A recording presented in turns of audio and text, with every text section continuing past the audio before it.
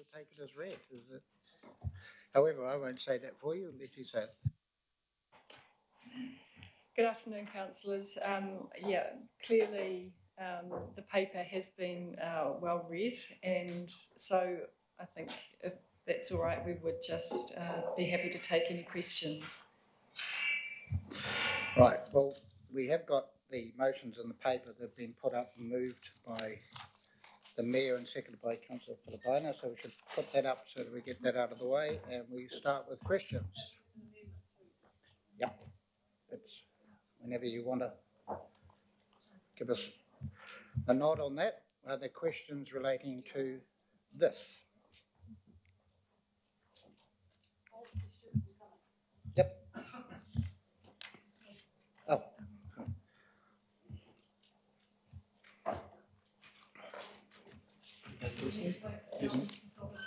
Is it?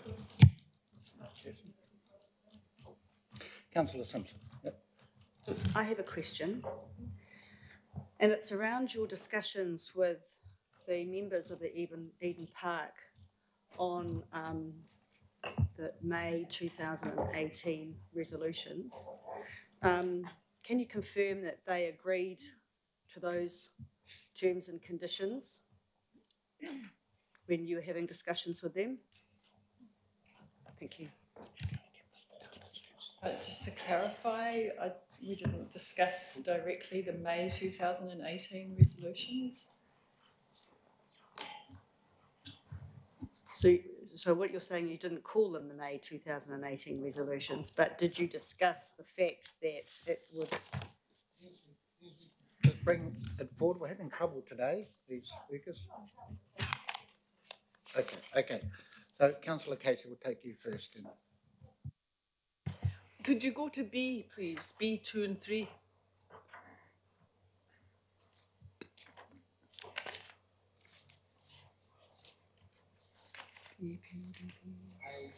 Oh, it's now B, and C. It's B and C. I want you to tell the councillors why it's important. Why are we recommending that? What's the consequences of it? So, through the chair, we've been through a process of considering the various funding options available. On balance, we came to the conclusion that providing funding in the way that would be repayable if the assets were to be sold, or if surplus funds became available.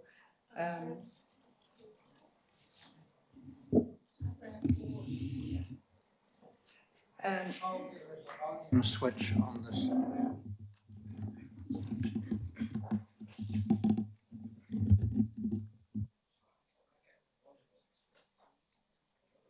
Okay.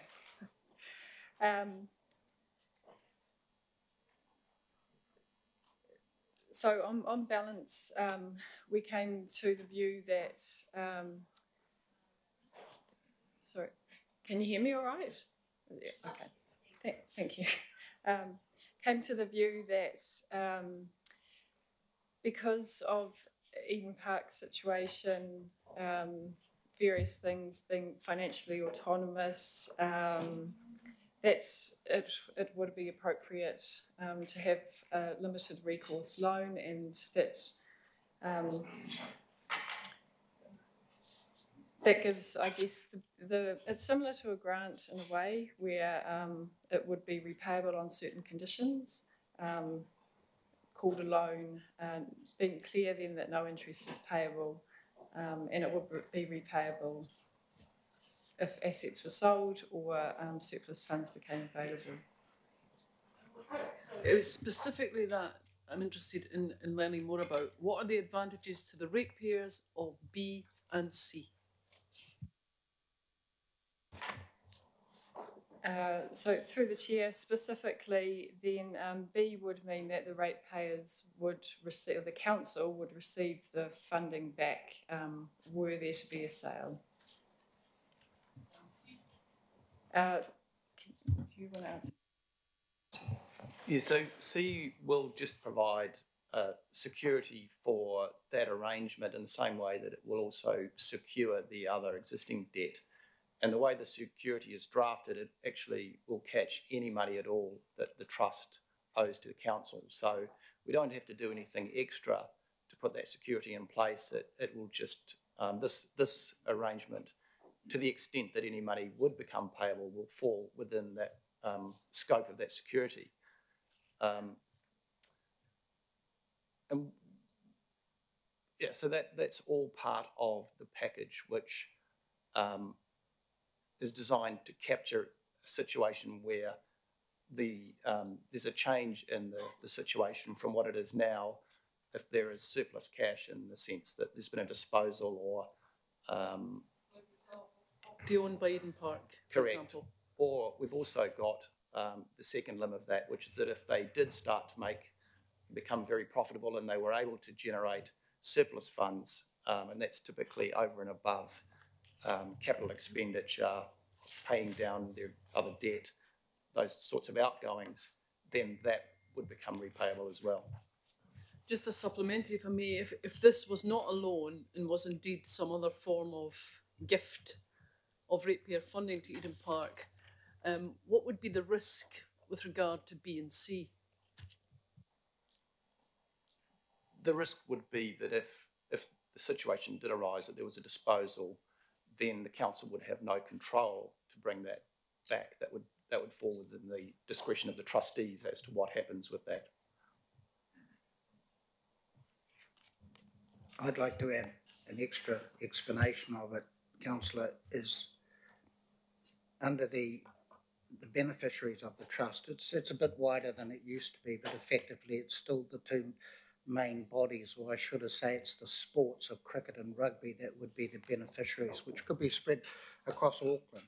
So if you did have a winding up of Eden Park and it was demolished, and we at the same time, we being in the council, had committed or were intending to build a new stadium somewhere else, if that was the case, then it's not necessarily, it is up to the trustees, the 10 trustees, to decide where that money would go after they wound up. We at least could guarantee that we would get any money we have lent them back, and clearly we would be hoping, meaning the community would be hoping, that they would be tipping in all of the money, all of the rest of the money, into a new stadium or stadiums to benefit cricket and rugby. But the risk is it may not be the case, whereas at least we can try and protect the ratepayers or council's money that has been lent to them. So that's underlined. And I have a supplementary based on that response to the staff. Do we currently have any influence over the the Eden Park Trust Board? Do we have a member of it? We don't, in the way that we do other, for example, RFA, we don't appoint any of the trustees to the trust board, and we don't have any direct control over. Who does do that? The Crown appoints 5 of the 9, and Auckland Rugby appoints 2, and Auckland Cricket appoints 2. So in effect, what the chairman's saying is that this group of individuals, none of whom have any direct responsibility back to council, would be making decisions about the future of the Eden Park asset. Thank you. Cooper. Yes, Mr. Chairman. A couple of questions, if you will. One is, so just for me to be really clear, that these recommendations mean that if we take over the $50 million loan, that removes uncertainty for the board, because that was going to have to be recalled possibly, or we aren't going to underwrite. But for now, we will be the loaner rather than the ASB, and that releases that uncertainty for the board. That's one question. And then the next is, they've said under their reckoning 160,000 less interest they would have to pay than the current ASB loan. Is that about our reckoning? Through the chair, so to your first question, yes, that would remove the immediate uncertainty. The loan, the recommendation is that the loan would extend to a term of 10 years from the current term, which expires in September. Yep. Your second question around the possible interest savings for Eden Park, we have not yet negotiated and landed on, obviously we haven't because the decision hasn't yet been made, but as a rough estimate, yeah, it's in the ballpark, yeah. So that'll be a benefit. The other one is, and then we're proposing a $9.8 million up to years, but with no interest and no chance of having to have that recalled unless they sell and it's not a park anymore, or unless they're earning significant amount of money above and beyond all the maintenance, depreciation, and every other thing you need to run something successfully, they wouldn't have to pay it back. That's correct. Okay, so that's not a burden in my mind. The other thing is, and in terms of the equity, that's really important because we would be putting in money and taking over that loan because we want the park to work, and we're entrusting ratepayers' money to say, look, we want this to be working, we want this to be a venue, but then if they decided to sell it up and demolish it, we would have put money in and not getting a return for our community as a sports venue. Is that our reasoning around that? To make sure we got that money back if it was no longer going to continue to be a sports venue? Sorry, yes, that's correct. Thank you. Mayor Goff. Thank you very much, Mr. Chair. In agreeing to the 9.8 million, whether it be a loan or a grant over 3 years, has the Eden Park Trust Board ruled out that they might not make other requests for financial assistance over this period of time, or that the 3.2 million a year might be requested to be ongoing, which would be 32 million over a 10-year period? Through the chair, I wouldn't want to speak on behalf of the Trust Board, but they did indicate that the amount over 3 years would be a workable solution. Sorry, could you repeat that last part? They have indicated that well, I guess in their proposal that they put forward in the presentation before, they said 3.2 million over 3 years.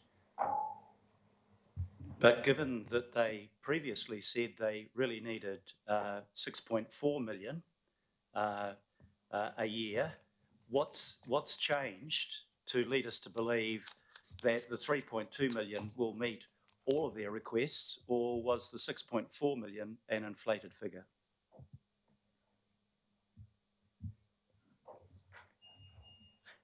I can't answer that question.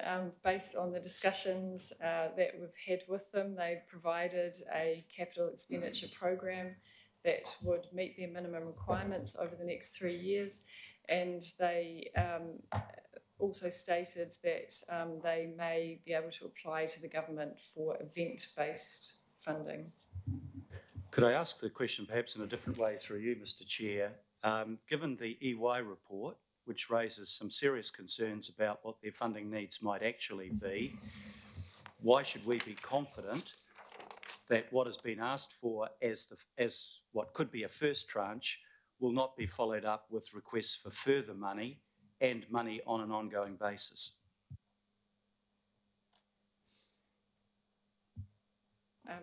I can't answer that question as to what may happen in 3 years' time. Okay, thank you. If this limited recourse grant loan is made without interest rates and without a finite date for repayment, is there any way that the limited recourse loan could constrain the ability of Eden Park Trust Board to do what it wanted, or in any way place it under any additional financial pressure? I just wonder if James should maybe answer that, and Matthew. I think it's quite a difficult question to answer unless we know exactly what it is the trust want to do and what their plans are over the next 10 years. But I think given that the non-recourse loan would only be repayable almost by definition if they had the cash to pay it, I would expect that we could have a conversation with them and get them comfortable that that was prudent. But ultimately, that really is a decision for the trust to make. You know, that's their decision. Sorry, I might not have been as precise as I should have been in the question. A limited recourse loan compared to a grant of the equivalent sum, does that put the board under any financial pressure that you can think of, or does the loan constrain it in any way in that a grant would not have constrained it? Well, I think that if they do have to repay it, obviously that is a financial cost to them at that point. Given that it will, but that's after the event. But up until that point, I don't think in a legal sense that would put any additional burden on them. So if I can finish with this question, Mr. Chair, the only difference between a limited recourse loan and a grant of the same amount is that in the event of the sale of the asset or coming into a big surplus, which is highly unlikely, then the ratepayer would get a refund on their money at that point. Is that the only real difference between the two? I think it is really, and I think there are similar arrangements that the council has in place with other entities, which are called grants, but operate in a very similar, not identical, but quite a similar way, in the sense that they are grants with clawbacks to protect the council in the event that the asset that's been funded is sold. And in that situation, those grants are repayable from the proceeds of sale. So this isn't unique. This is what we do to a number of other organisations as well. Yes, as I said, there are some differences between those arrangements, but there are similar arrangements in place with other organisations. So, councillors, this is obviously a fairly important distinction or sticking point. So just for those that are not quite sure, clauses 54 to 57 really cover, give an explanation of what a limited recourse loan is. So we have Councillor Newman. Yes, thank you for the opportunity to ask a question. Just wanting to understand a bit of history for context here.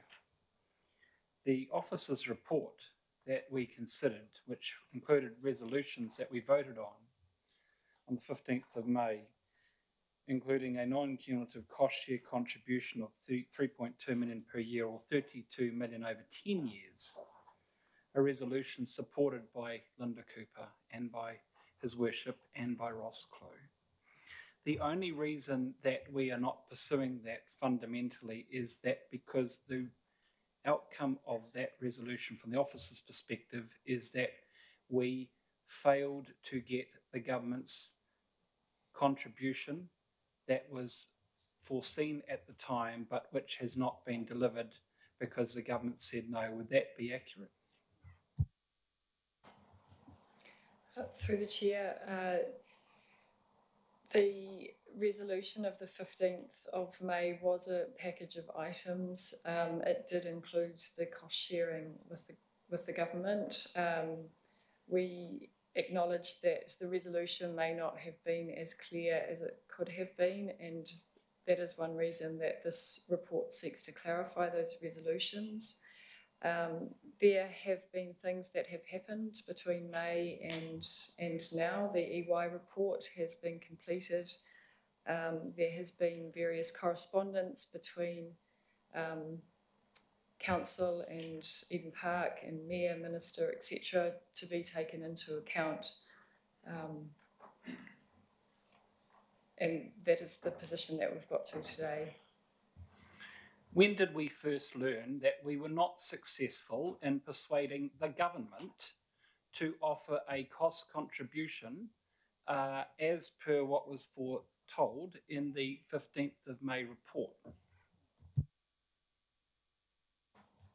Through the chair, in the report, I refer to correspondence between the Mayor and the Minister that took place in November last year. We've heard this morning from Mr Mackay that they, in effect, don't support the resolutions, that they want a different outcome. So the resolutions in this officer's report don't reflect what Eden Park want, they reflect what someone else wanted. So the only conclusion that I can, actually it's a debating point, I won't ask it. Thank you. Councillor Bartley. Thank you, Mr. Chair, and through you. So if we end up going with a loan, and judging from Eden Park Trust payment history with the 40 million, how can we ensure that we actually get paid? Thank you. Sorry, are we talking about the 9.8 million? Yeah. If that becomes a loan, they didn't really pay the 40 million, only the interest. But I'm just trying to figure out how we can, are we going to have default payments if there's no term on the loan for repayment? How are we making sure that ratepayers are getting that money back? I think the way that arrangement is being designed is it's really a hybrid between a grant and a loan. So unless there is a sale of the park or the trust becomes very to the extent that it can produce surplus cash that can be used to pay down that loan, we wouldn't see that money coming back to the council. That wouldn't be the intention. So the intention is really to make that available almost like a grant, but with some protections in there for the council, so that should the status quo change and the park be sold, or they become very profitable and they start to produce surplus funds, then there is a situation where the council can recover that money. But it's not really designed to be like a loan that would be repaid at a particular date.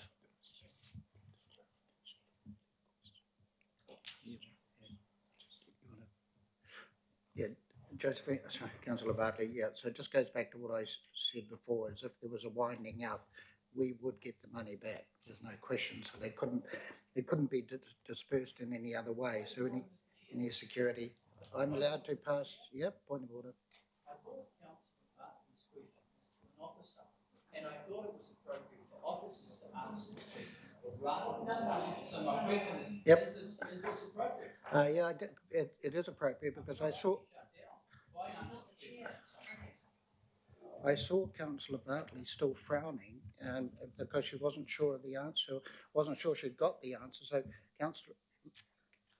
Thank you, Mr. Chair. I was frowning because the answer is pretty bad, and we're not getting the money back at all. That's why I was frowning. So it pretty much is a grant. Perhaps I should have just added that as part of the protection, in the event that there is disposal proceeds or surplus cash, we do have the mortgage over the land. So effectively, if the park was going to be sold, they would need to come back to us to get that discharged before the purchaser would pay for it. So that's what the security is designed to do. Just through the chair, and James, just looking at you, we spoke a couple of questions back just on the beneficiary picture, and I just wanted to invite you to make sure all councillors have a sense of the breadth of the beneficiaries that goes beyond Auckland cricket and rugby. In terms of the classes of beneficiaries that are in the trust, so there are specific provisions in the trust that deal with the winding up of the trust scenario, and in that situation, the trustees have the discretion within some broad parameters how those funds are applied.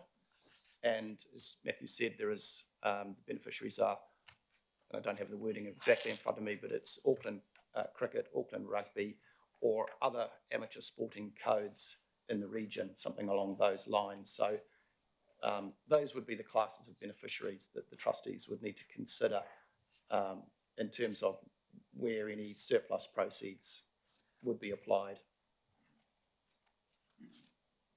But that would be after repayment of all the trust's debts and costs. That's the final beneficiaries, but there's also current purposes as well.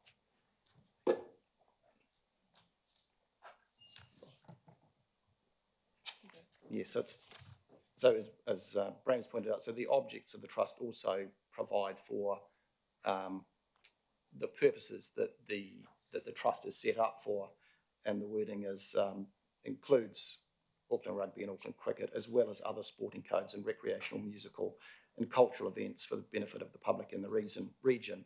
And those are the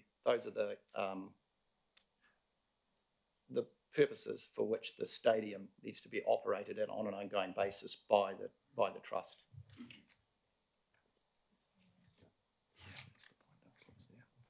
Councillor Fletcher.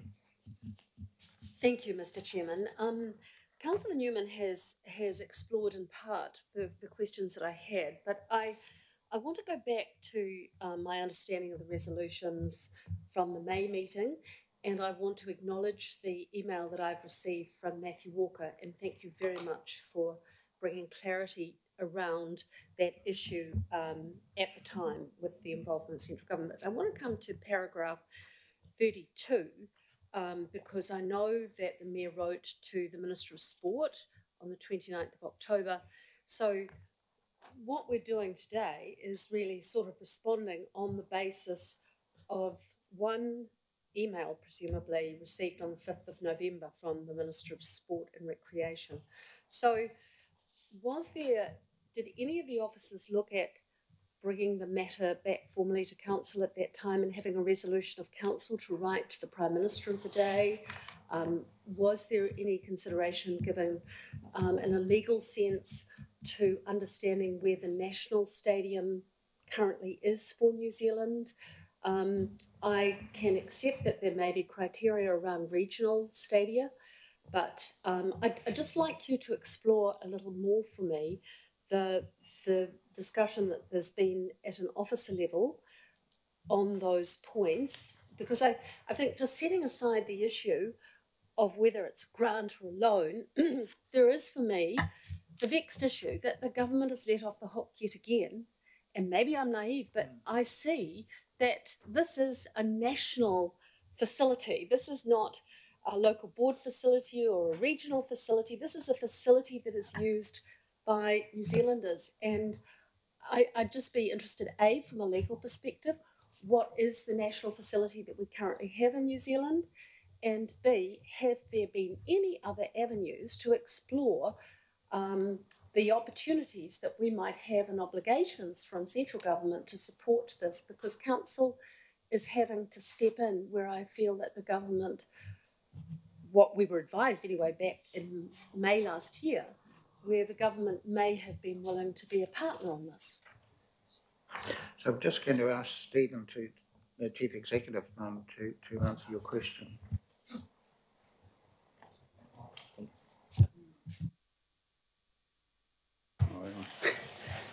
Through you, Chair. So we haven't finished that discussion with the government, and the Eden Park Trust this morning mentioned some major events that they have secured the rights to host. So the Women's Rugby World Cup and the Women's Cricket, for example. So the Minister of Sport has not ruled out that because those are events that will showcase New Zealand, that there might be some funding contribution to those from their major events pool of money. So we haven't completely ruled out Crown money, but I do think the response from the Minister of Sport around ongoing funding that's not specific to an event, and they don't regard Eden Park as New Zealand's national stadium, even though that is how it is promoted by the Trust at the moment. Thank you for that answer, Stephen. And I respect very much the constructive role that you have played on this. But my question is whether or not we should have, as members of this governing body and as members of the IMSB, had an opportunity to formalise our requests to central government on this matter, because what delegations have you been working under in your negotiations on this? Because they are not direct, they're not directives that I recall from this committee or the governing body. So we've just been doing through you, Chair, what we always do. We try and maintain dialogue. Different people have that dialogue, and we thought we had a chance of securing the package of resolutions from May looked like a doable. Yes, we could pull this off, and we were not able to. So I think, as Matthew has said to you, we might have been a bit clearer in that package of resolutions that the package was subject to government coming on board, or we may not have been as wise to be as ambitious as we were, and that's why we're here. I'm sure we can pursue these during the debate, but thank you, Mr. Chair. Councillor Simpson. Thank you, Mr. Chairman. I have foreshadowed an amendment. Are we able to have that amendment put up, please? If it's permissible with you, we've got 3 more people wish to ask questions. If we could ask questions, because they're generally, and then we will bring that up if there's no more people asking questions. Is that all right? So, Councillor Watson. Thanks. 3 very quick questions. First one going to the beneficiaries. You referred to sporting codes and specifically rugby and cricket clubs across Auckland. I take it from that would obviously apply to all the clubs that stretch in every conceivable part of the Auckland region would be the beneficiaries, the school kids, the women's teams, the club membership, which go into each and every one of our communities. Is that correct? Yes, that's correct. I've got the wording in front of me now. So what the document, the trust deed provides for is that the trustees have the discretion, firstly, if they want to buy another stadium, so they could use the money to put into a new stadium, or if they don't want to do that, then they have the discretion how to apply the funds. And it says, in the payment or distribution of the remaining assets of the trust for the benefit and advancement of cricket, rugby union or other athletic games and pursuits of an amateur character within the region, and in such manner and in all respects as the trustees in their discretion think fit. So it could. Okay. That's very wide. Thank you. And that apparently privileged position of cricket and rugby, and particularly cricket, obviously due in no small measure to the fact that it was cricket who purchased the land and developed the ground, and then rugby helped in that further development later. So these are people who have contributed to this, they just haven't come along. Yeah, there's a history there. Okay, that goes to those beneficiaries. Okay, as far as the recommendations go, I just wonder if I could clear up, for me, in terms of money, the substantive matter of the $40 million loan and what might happen with that if the ground was sold or part of it developed. Could you please just spell it out, what our first ranking security over Eden Park Trust assets would mean in terms of the repayment of that loan if the ground was sold or parts of it disposed of? So the way the security would work, that is, if the trust made the decision to sell, do a disposal of all or a significant part of the stadium, they would need to obtain a discharge of that mortgage, and as a condition of that, it would be that under the proposed arrangement that 9.8 million loan would need to be repaid in order to achieve the release of that security. I'm talking about the $40 million. Oh, sorry, the 40 million. I mean, it's effectively the same arrangement, so that I think what we've proposed there is that it would be for a 10-year term, so that loan becomes repayable at the end of that 10 years, and then there's another decision has to be made. If it was sold, that money would come to us. Correct. Okay, great. And my final question, going to this 9.8 million over a 3-year period, I've heard questions about, well, they might come to us for more money. What then? I'm reading this resolution here, and as I read it, it means all we're bound by is for this 9.8 over this 3-year period, and what, if anything, came after that would be an entirely new proposition to put before council. There's nothing binding there beyond 9.8 for 3 years, is there? That's correct. Okay, thank you. Wayne Walker, sorry, I happened to. Just got to a, speak on. that's quite all right. I'll take it as a compliment. So I've got a few quick questions. My first question goes to the answer that you gave, where you saw no distinction between a limited recourse loan and a grant. And I can appreciate that that may be the perspective on yourself. But quite clearly, Eden Park Trust pointed out their responsibilities as trustees, their fiduciary responsibilities, and on their part, they have a very clear distinction. And I just wanted to have you reflect on that. So you gave, I'm assuming, an answer on the part of council. I'm assuming you weren't responding on the part of Eden Park Trust's position. That's correct, isn't it? That's correct. Okay, that's fine. So that's council's perspective. The other question I've got just goes to, and I'm not sure who it's directed to, but in point 60, it covers off Regional Facilities Auckland. I've read that. There's no mention in there of the venue development strategy, January 2019, which my understanding has been approved by RFA's board. That is my understanding, and that was told to me by the Chief Executive. Given the material consequence of that, in terms of the savings to the council of, I calculate, 550 million conceivably, that is in capital expenditure, and you would assume operational expenditure, as was party to my discussion with Matthew Walker, that could be of the order of $30 million a year. Do you not think that that's a material consideration to inform us on relative to what is, by comparison, 3 odd million a year?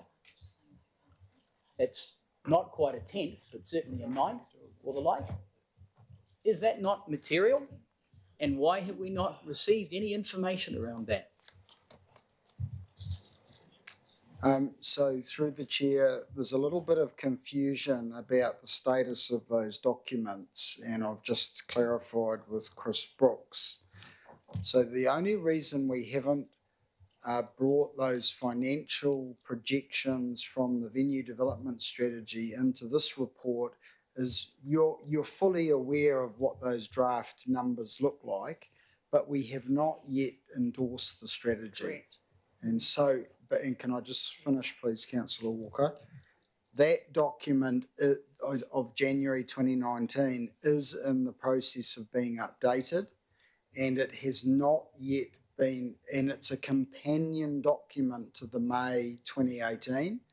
As soon as it's updated, and I think that RFA would be wise to just change the title to make it clear that it's a supporting document to the strategy, that will go out. But the only reason we haven't put it into this report, we know you're aware of the numbers, but they haven't been verified, and you as a council haven't endorsed that document yet.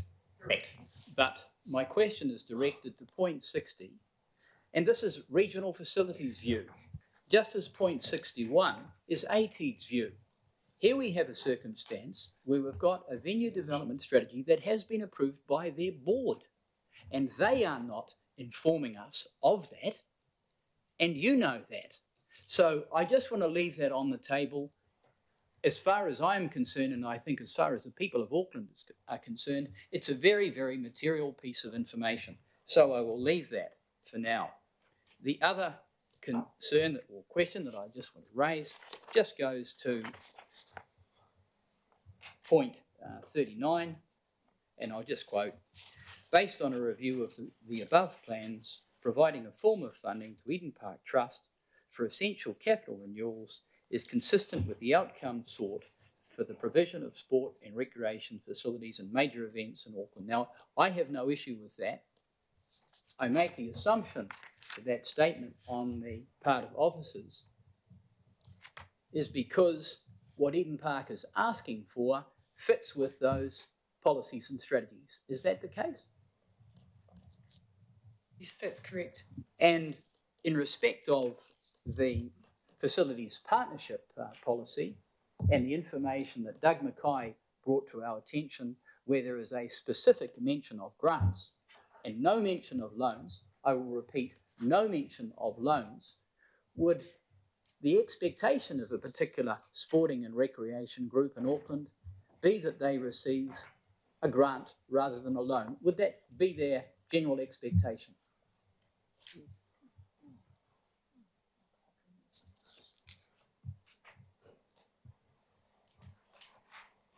I'm not really sure what their expectations would be, but I think I would point out that some of the grants that are made available, and they're called grants, do contain clawback provisions which are similar, not identical, but similar to the sorts of terms that we're suggesting in what we're calling a non-recourse loan. Okay, I'm not talking about clawback provisions. I understand that. I'm simply asking the question, it's almost always a grant, isn't it?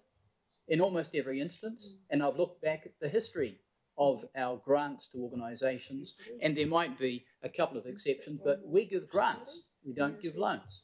So I'm just trying to clarify that. So I'm just actually going to. I'll leave that, sir. Yep, I'll leave that, sir. I can see the officers are uncomfortable. And it's good you brought up 39, because in the middle of it, it actually says, that the words are there, providing a form of funding. Now, if Councillor Walker, if you've missed the semantics of where we're at today, it's either going to be a loan or grant. That's all we're talking about. There is no debate. I haven't Through you, Mr. Chair, I have not heard I don't need your answer. Who is against us supporting Eden Park. I don't think there is anyone who is against supporting Eden Park. That's the impression I get. Well, there could be, you know, so it's getting signal that maybe one or two don't want to support Eden Park, and that's fine. But generally we're just there, and 39 says, based on the review of the other plans, providing a form of funding to the Eden Park Trust Board is consistent with the outcome sought. So, Councillor Holtz. Thank you. Sometimes so much talking happens that your question seems somewhat superfluous. So I'm just going to ask the really basic question. Am I missing something? With all the talking that's happened, something just isn't gelling for me. So my question is, just to make sure that I've got this clear, the 40 odd million, by us taking over essentially the mortgage on the house, we will take over the mortgage, we will negotiate a repayment schedule that is doable for Eden Park, but it allows us to have a bit of a lien on the property in case it goes insolvent or sells or something changes. And that's my first question. Am I correct in thinking that? If it was a grant, we wouldn't have a lien. We'd effectively give them the money, not get the money back. Secondly, the residual, or the second part of this, the 9 point odd million, again, that is by way of the recourse loan, which allows us again to negotiate the terms, but it's a pretty generous, no interest loan to be used as needed. These all do seem very generous to me, just to make sure that I've got that right. The question I've got is, so what am I missing? Is this about, and perhaps I just might ask the people who've been the closest to this, is this about, and maybe I should have asked Eden Park, I apologise, I didn't, but is this about who gets the money if it goes belly up? Or is this about whether Eden Park can physically afford to pay a mortgage or not? And that's what I'm trying to understand, because I fail to understand why an organisation like Eden Park wouldn't grab this with both hands, because it's an exceedingly generous offer by the community of Auckland. So I'm just trying to get a little bit to the heart of it. And maybe, Mr. Chair, you might be a bit closer to it than I am. Through the Chair, so to your first question on the $40 million loan, yes, it is like a mortgage over a property, and it would be repaid if that were to be sold. Your second question around the 9.8 million, correct that there will be no interest payable as it stands in the recommendation, and repayable again, similar to mortgage if there were an event of sale. Your third question, I guess, Eden Park, if it went belly up, sorry, your words,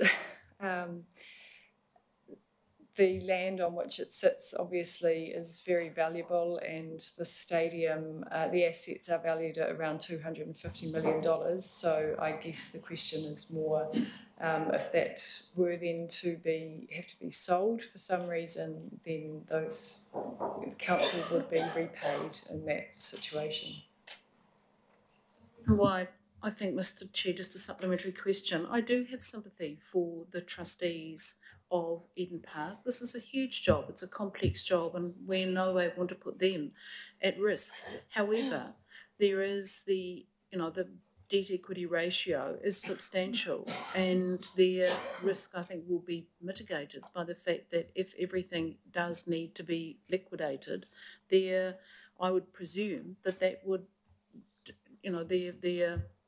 the risk involved in individual trustees would be mitigated. So again, I just try to get to the heart of the debate, which I will when we enter the debate. But I guess for me, I come back to the responsibility and the fiduciary duty to all Aucklanders.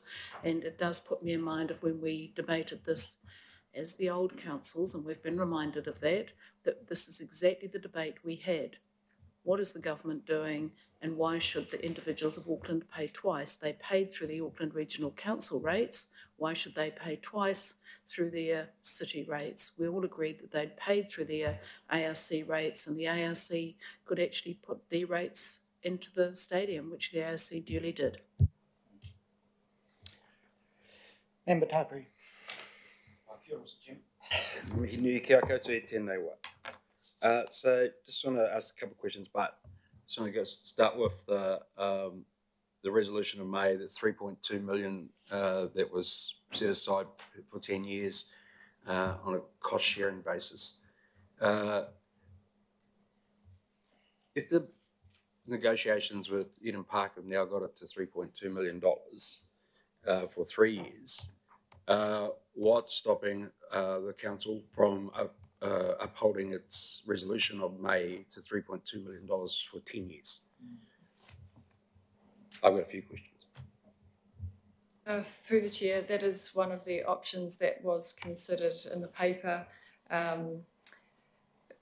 During working with Eden Park through the process of writing this report, they did propose a 3-year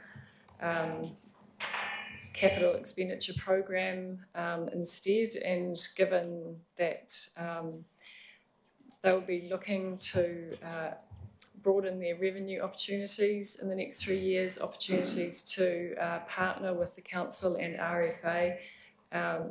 From our perspective, it was prudent to enter into a 3-year funding arrangement, which gives council flexibility, rather than to lock into a 10-year arrangement.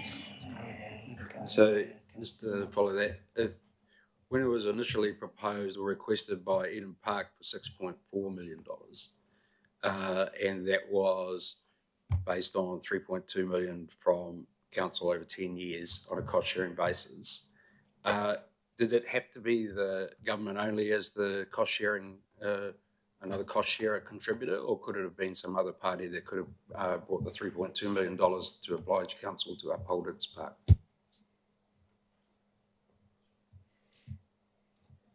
Through the chair, I wasn't involved in that resolution at the time, but I presume the government was the main available party that was considered. No other parties were contemplated in the report of May last year.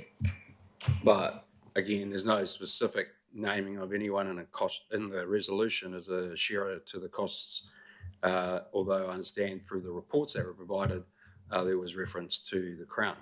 But I guess my question still remains open for me to have an answer really, is that, and this is probably to everybody here, is that was it only restricted to the government, or could another party have provided $3.2 million per annum to go with the council's $3.2 million?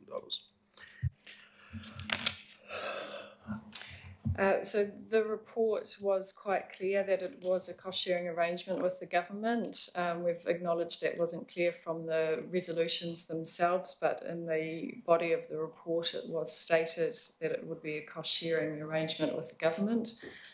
To the other point around other funding providers, I'm not aware of any other conversations being had or who those other parties might be.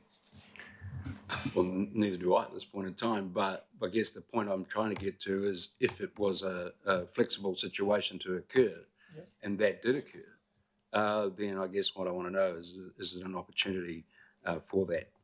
Yes. So through the chair, yes. Is the land private or Crown land?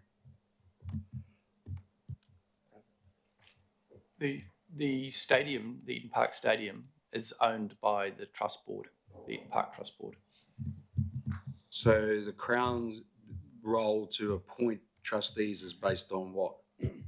So that's a provision in the trust deed. So that's the appointment of the trustees is set out in the trust deed, and the Crown is given the right to appoint 5 of those trustees.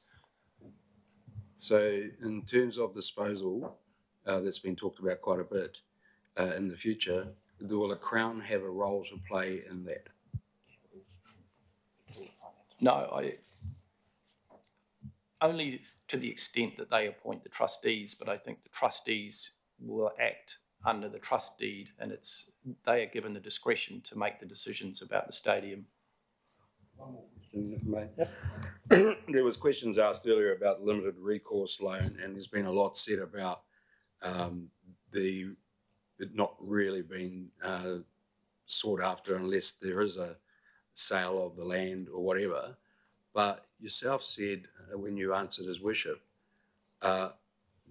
or when there's surplus monies, and you used the word prudent, which has been sort of bandied around a bit here today. So I guess what left me thinking was, it could not just only be about the sale of land.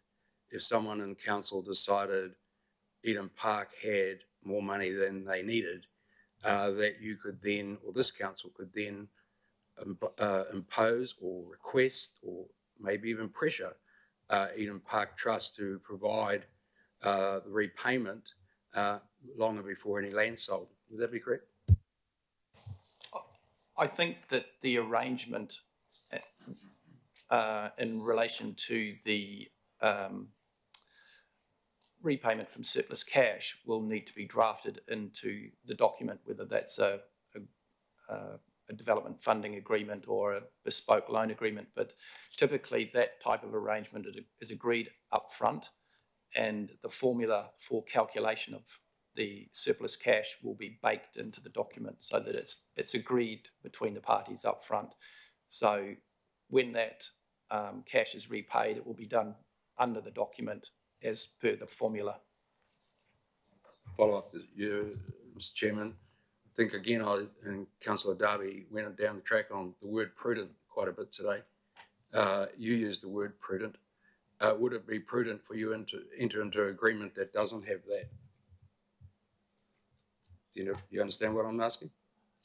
Sorry, could you repeat the question? So you said earlier that if there were surplus funds, not necessary from any sale, that it would be prudent for the trust to consider that repayment. And what I'm asking you now is, if you were entering into negotiating that agreement with the trust, would it be prudent for you on our behalf to write such an agreement that didn't seek that? Well, I think that's not really my decision. I think the council does make grants that don't have those types of provisions in them, and but it does make some grants that do have those provisions in them. So I think you could decide to go either way. Okay, just finally, I was just asked these questions because a lot of emphasis has been put on we won't ask for any repayment until unless the land is disposed of, and I'm now hesitant that that's not necessarily the case, and that there's risk from what might be a good intention to actually be caught up in an agreement that says no, you can't do that. When you have the money, you shall pay. Thank you. So, Member Tarpary, I have suggested to the mover and seconder, it's getting passed to the mover and seconder for them to consider taking out those 4 words. But that's been discussed, it's been considered. The 4 words are or from any surplus funds. Right, so we're going to move to, sorry, we've got... Just through the chair, and it's just to clarify, in the discussions with Eden Park over recent weeks, and it is captured in the paper, where I think we've always said that what Eden Park have asked for is 10-year funding.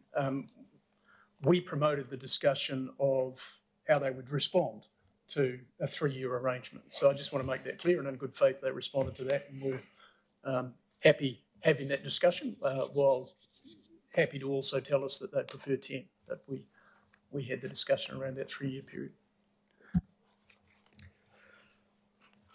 Councillor Filipaina. Thank you, Chair. I have been known to be wrong many, many times. So in May of last year, can you, my feeling is, or not my feeling, but my recollection was that there was no discussion whether it was going to be a grant or a loan regarding the monies, which is the 9.8. Can you sort of say whether there was a discussion? Because it's not in the recommendations, but that's my understanding in May of last year.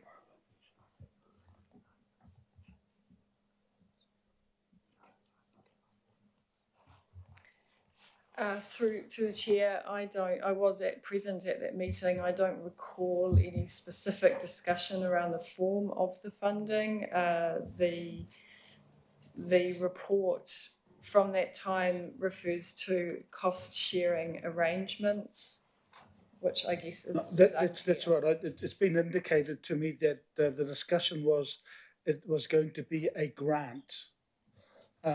Matthew, can you confirm that? So look, through the chair, I mean, I'm happy confirming that our understanding as staff and the way in which we thought about it was that that would be a grant, okay, in terms of how we thought about the cost on council and the way that would be. Yeah. Cool. And so supplementary to that, a grant, the term grant, is that that we give the money and with no repayment? I mean, look, I'm getting confused with people using grant. One is that we give the money with no repayment at all, or a grant that has the ability to be repaid at some stage. Do you recall what was discussed in May of last year, please? So through the chair, my recollection of the intentions at the time is that it would be let's call it a plain vanilla grant. The money would be passed across to Eden Park, and I imagine just in accordance with our standard development funding agreements. And at that point, people hadn't turned their minds or contemplated that there could be repayment contingency as part of the arrangement. But as a result of the recommendations today, we're saying that it's a loan and that it gets repaid. So through the chair, staff have tackled the business of getting advice in front of you, and we've had to weigh up lots of considerations. My take on this, and I think it's also acknowledging some conversation around other opportunities that Eden Park themselves are pretty keen to promote around the use of the venue at the moment. In your recommendations today, it's also recommended that we move more formally into a partnering arrangement with RFA. And therefore our consideration is in part that over the next 1 to 2 years, as those things shake down, the operating profile for Eden Park may improve. I think we would all hope that that's the case, but we can't be sure. So we've thought about a 3-year period in the notion that a bit of a settling in period might be helpful to understand how the organisation is able to respond. We've also turned our minds to this business of a clean grant as opposed to a non-recourse loan. We haven't talked about this so much today, and I might invite James, but I know we've got time as well. We looked quite closely at the arrangements at Wellington Regional Trust Stadium and noticed that the way in which support from Wellington City Council, Greater Wellington Regional Council had been provided to the Trust did take on the form of non-recourse loans. That's not to say that the situations are identical, but it was another thing we were weighing up. And look, to conclude, I think what you're weighing up is, on the one hand, you want the organisation to have as much incentive as possible to appropriately drive their operation as profitably as they can, while at the same time noting that the trustees need due certainty and security to undertake their task. So it's a balancing act, and we've landed some advice with you today that lets you debate that. But we're not going to suggest that's been an easy task. Chair, just one final question. It's in regards to the total loan if it gets passed here. Sorry, you've got on 25 that it's $53.4 million. Yeah, 53.5, sorry, $1 million. That's consolidating all of it, which is the 7 million. Well, yeah, I mean, look, it's there on 25 as 53.5. When you have a look at it, it adds up to 54. So I'm trying to figure out what the actual total is. I've got $40 million loan. There's a $7 million. Then you've got a $500,000 overdraft facility, and then you have 6.5 with the loan that was given in 1999. So am I correct in saying that it's 54 million, or have I missed something? So through the chair, at this stage, I'd read the 54 as the sum total of the facility that we stand ready to provide. You heard from the CFO of Eden Park earlier that I think, just looking at Brett, that right now he's completely undrawn on the 7 million working capital facility, and indeed they would operate with that facility in a way that in any 12-month period it gives them some added certainty to have availability there, but they would have an expectation that by and large it would be paid down within the year and might only ever be drawn to the extent of 1 to 2 million. So 53.5 explains the total sum of the available facility that we would be looking to make available if you push these resolutions through. You could always expect that the amount that Eden Park has relied on is probably always going to be underneath that 53.4, and that'll be dictated by their management of working capital. Matthew, I just added them up and it's 54. That's what I was saying. No, so they're talking about the overdraft. Yeah, yep. The overdraft hasn't been included in that amount. It is a bit more complicated as a day-to-day overnight balance that we would work out with Eden Park. Given its size, we didn't think it was material to explain further in the report.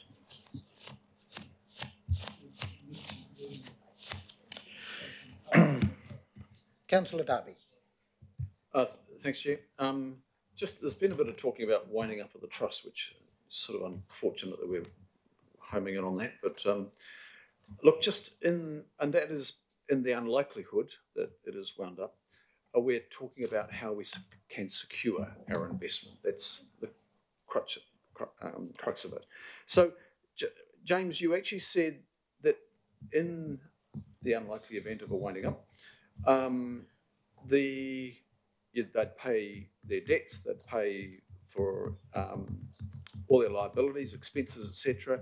And then you jump to that there'd be a distribution to cricket, rugby union, etc. But that's not how I read it. And so question, there is a priority order here, and that is they pay their debts, etc., and they would pay the council back. And the second one indicates that the trust could resolve that it goes and buys other land, and essentially if it's on the same terms, similar terms to the existing trust, they can go and do that. So I'm struggling to see how you quite arrived at your answer. No great criticism here. I'm just wondering if you're aware of the second priority. Yes, I'm sorry. I thought I did say that one of their options was to reinvest into a new stadium so they could buy land and develop it. So I thought I did cover that off, but apologies if that wasn't clear. So it's not bundled with, there's a whole wash of money going into cricket, rugby union and all these other athletic events as in the third priority. It would stop there at the reinvestment. If the decision was taken by the trustees to reinvest in new land and develop that land into a new stadium or to contribute towards that, then if all of the surplus funds was applied in that way, then there would be nothing that would fall into the final category, which is the residue goes to those other organisations. So that's right. Okay. I don't disagree with any of that. Thank you. Now, back in May, we didn't have the EY financial projections review. We asked for the financial projections. It's been referred to as review, but that's what the ask was, and they've provided that mainly on page 13 of 32 pages EY report. My question there is, what have we learned between May, when we signed up to a grant, to now, through what we've uncovered through the EY report, that the officers are directing or recommending to us now a loan rather than a grant? What have we learned? What sits in the EY report that has influenced your recommendation? I mean, there's a lot in the report, but the key messages that have been uncovered in this report. So, through the chair, we really didn't learn anything different through the EY report than we were expecting, and in good faith, Eden Park Executive were sharing with us. So I think it helped confirm that there was a need for around 60 million of capital expenditure over the next 10 years. And so our essential view of the challenge in front of the organisation, once we had the benefit of that report, frankly wasn't too much different to what we had expected. I think it might have been helpful to have it, that it was confirmed, but it hasn't really changed our thinking in terms of the challenge in front of council and working through this. So we knew then that there was no pathway to profitability. And that's being confirmed in the EY report. We knew then that there was a need for business critical capital. So through the chair, if only we had a crystal ball. So look, I think, you know, perhaps Eden Park, like ourselves, can get some sense at any point in time around their capital investment demands to maintain their stadia, in our case, look after the needs of the city. But in terms of their underlying operating performance and intentions, like some of the more uncertain parts of our business, and RFA would be a good example, it's a challenge, it's variable, and you lay down some plans and you give these things your best shot. But exactly what their profitability will be going forward will be, we know it's hard, we know it's tight, and we know they're pretty determined to do the best they can. But no one knows what that's going to be. It's a forecast.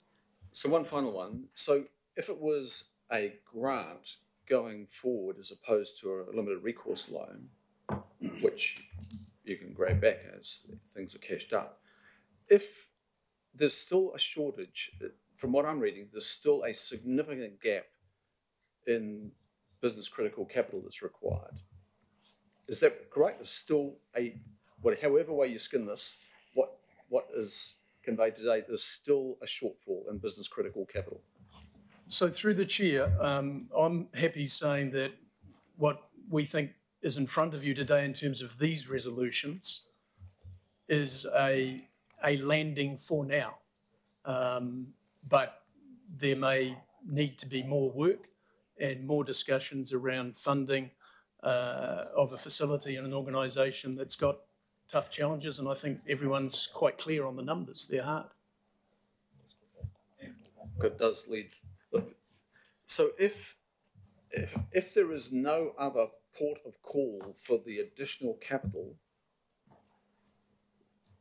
and the trust is staring at a possible winding up, if it was a grant today, we would have no comeback to recover that investment. But if it was a loan, we would, correct? I think that is correct.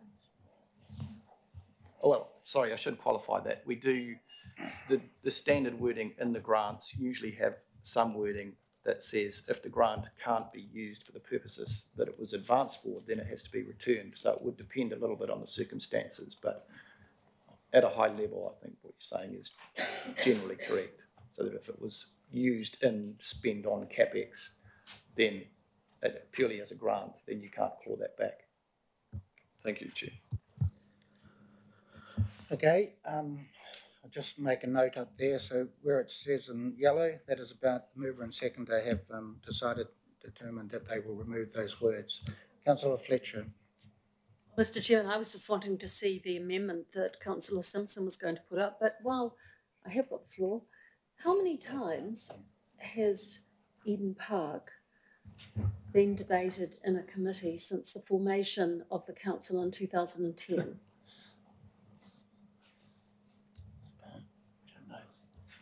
I think it's twice.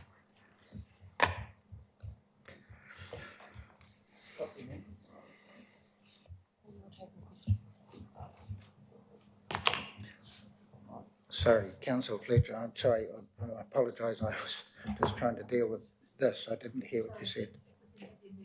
It's all right. Yeah, the amendment is gone. That's Peter Bennett. So we're going to take that out. This is coming as substance. No, that's coming. This is still on the substantive. They've agreed to take that out, and we're now going Councillor Cooper, Councillor Lee, and then Councillor Simpson. There's no one else. We're still taking questions until we get to Councillor Simpson. Thank you. Mine was just a clarification, because when I add up all the figures, it's closer to 63.8 if you include that $500,000 overdraft. And I know that's kind of the variable bit, but really that's how much, if we add it all up, we're in for effectively a mortgage. Is that right?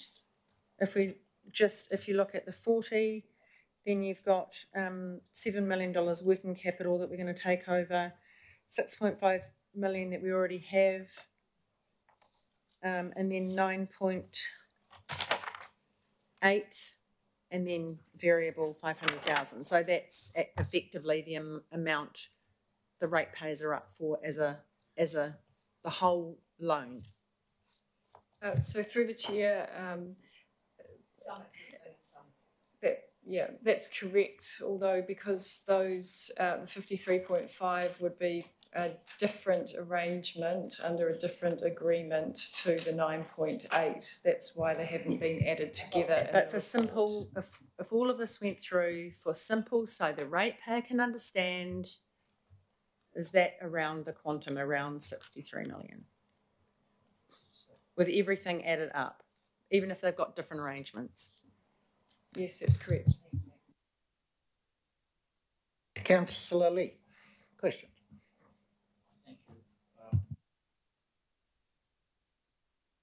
Thank you. In regard to the resolution of 15th of May and the A3 non-cumulative cost-sharing contribution for no more than 3.2 million per year, the cost-sharing contribution, of course, we understand was from the government, but not stated. We know that the government Minister of Sport or whoever turned this idea down, and we should know exactly why, and that is the history of the government's significant investment was 190 million in Eden Park, and the failure of local government in Auckland to support that, with the exception of the regional council.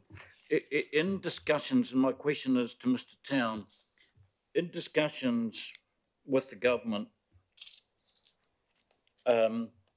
was it explored, or did he believe there may be willingness to look at the Eden Park Trust Board arrangements again, which are kind of aberrant in the scheme of things, and as a part of any funding contribution from the council, would the government be willing to restructure or modify that trust deed arrangement? So through you, Chair, yes. So there has been discussion about the trust and how it's set up and how trustees are appointed, and we have a couple of outstanding matters now that go back to the previous government, where we have some ownership matters at Queen's Wharf and ownership trust matters that affect Eden Park, but we agreed not to complicate the conversation in this May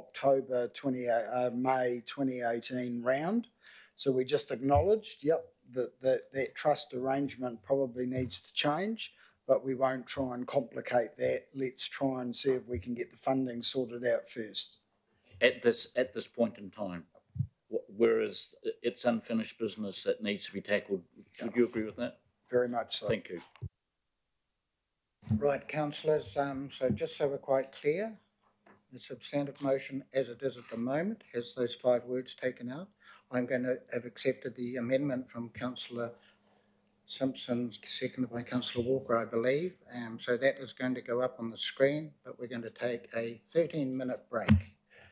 Okay, 13 minutes. So therefore it's 20 past, 25 past.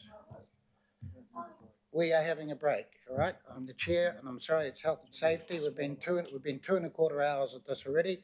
We're going to about to start another round with the amendment, so we're going to have a 13-minute break. It's now 12.